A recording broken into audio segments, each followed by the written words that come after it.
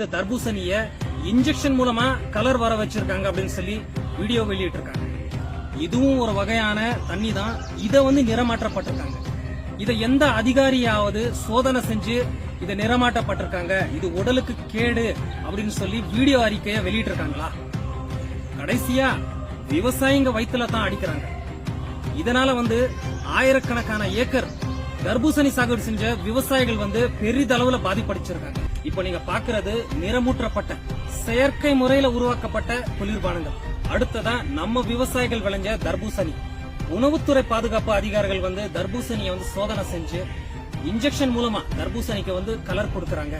Red கலரா மாறுறதுக்காக ஊசி மூலமா அவங்க கலரை நிறமாற்றப்படுறாங்க அப்படின்னு சொல்லியிருந்தாங்க. நம்ம விவசாயிகள் சார்பா ஒரு தெளிவான விளக்கத்தை கொடுக்கத்தான் இந்த பதிவை நாங்க பதிவு செய்யறோம். இப்போ நம்ம தர்பூசணியை நம்ம கட் செய்ய போறோம். இதோட நிறம் ரெட் கலர் எப்படிங்கறதையும் இந்த செயற்கை முறையில உருவாக்கப்பட்ட குளிர்பானத்தோட நிறங்கள் எப்படிங்கறத ஒரு தெளிவான விளக்கம் பாருங்க.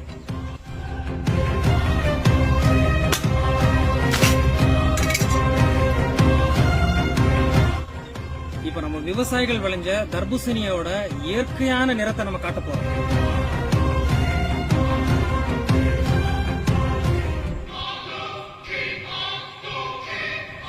இது பாத்தீங்கன்னா தர்பூசணியோட இயற்கையான நிறம். அதாவது இந்த ரெட் கலர் எந்த ஒரு இன்ஜெக்ஷனும் போடாம நம்ம விவசாயிகள் விளைஞ்ச தர்பூசணியோட இயற்கையான நிறம். இப்ப அடுத்ததா நம்ம பார்க்க போறது நாவப்பழம்.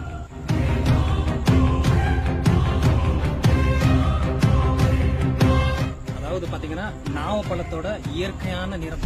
ஒவ்வொரு பழத்துக்கும் ஒவ்வொரு நிறம் இருக்கு. இப்ப அடுத்ததா நம்ம பார்க்க போறது செயற்கை முறையில உருவாக்கப்பட்ட குளிர்பானங்கள், செயற்கை முறையில நிறமூட்டப்பட்ட குளிர்பானங்கள். இத பாருங்க.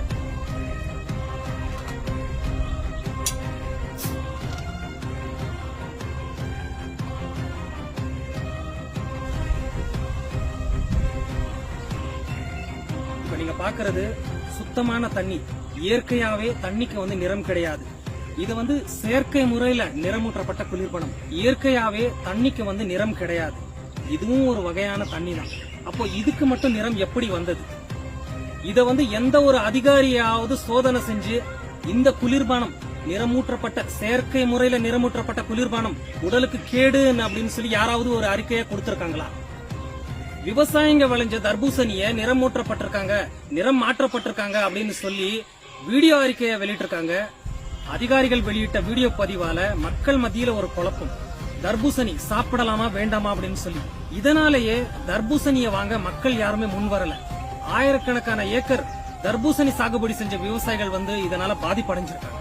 இதுக்கு காரணம் மக்கள் தர்பூசணி வாங்கல. அதனால வியாபாரிகளும் விவசாயிகள் கிட்ட தர்பூசணியை எடுக்கல. பாதிக்கப்பட்டது என்னவோ கடைசியில விவசாயிகள் தான். அதிகாரிகள் தர்பூசணிக்கு நிறமாற்றப்பட்டிருக்காங்க அப்படின்னு சொல்லியிருந்தாங்க. பொதுவாகவே பாத்தீங்கன்னா தண்ணிக்கு எந்த ஒரு நிறமும் கிடையாது. சுத்தமான தண்ணி. இப்போ இதுவும் ஒரு வகையான தண்ணி தான். இப்போ இதுக்கு நிறம் மாற்றப்பட்டிருக்காங்க.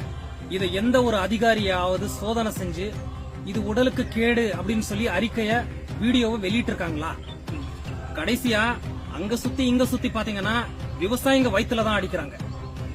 தர்பூசணி விவசாயி கிட்ட இருந்து தோட்டத்துல அறுவடை செஞ்சு வர்றதுக்கு 4 நாள் 5 நாள் ஆகும். அதுக்கப்புறமா தர்பூசணி ஒரு ஊசியோ ஒரு குச்சியோ எடுத்து குத்துனா 3 நாள்ல அதுவாவே கெட்டுரும். இத விவசாயிகளோ வியாபாரிகளோ யாரும் செய்ய வாய்ப்பில்லை. அதனால ஏதோ ஒரு இடத்துல யாரோ ஒருத்தர் செஞ்ச தவறால இப்ப மொத்த பேரும் பாதிப்படைஞ்சிருக்காங்க. இதுல முழுக்க விவசாயிகள் பெரிதளவுல பாதிப்படைஞ்சிருக்காங்க. இப்போ தர்பூசணி 1 கிலோ 3 ரூபாய் 4 ரூபாய்க்கு எடுக்க ஆள் இல்ல விவசாயிங்க கிட்ட. உண்மைத்தன்மையை ஆராயாம அதிகாரிகள் வெளியிட்ட வீடியோவால விவசாயிகளோட வாழ்வாதாரம் பெரிதளவுல பாதிப்படைஞ்சிருக்கு. இப்போ அந்த அதிகாரிகளை நம்ம தமிழக விவசாயிகள் பாதுகாப்பு சங்கம் சார்பா நாங்க வன்மையா கண்டிக்கிறோம். இப்போ இந்த செயற்கை முறையில நிறமூற்றப்பட்ட செயற்கை முறையில உருவாக்கப்பட்ட இந்த குளிர்பானங்களுக்கு யார் நடவடிக்கை எடுப்பா? இத பத்தின உங்களோட கருத்தை கமெண்ட் பாக்ஸ்ல தெரிவிங்க. மறக்காம இந்த வீடியோவை ஷேர் பண்ணுங்க.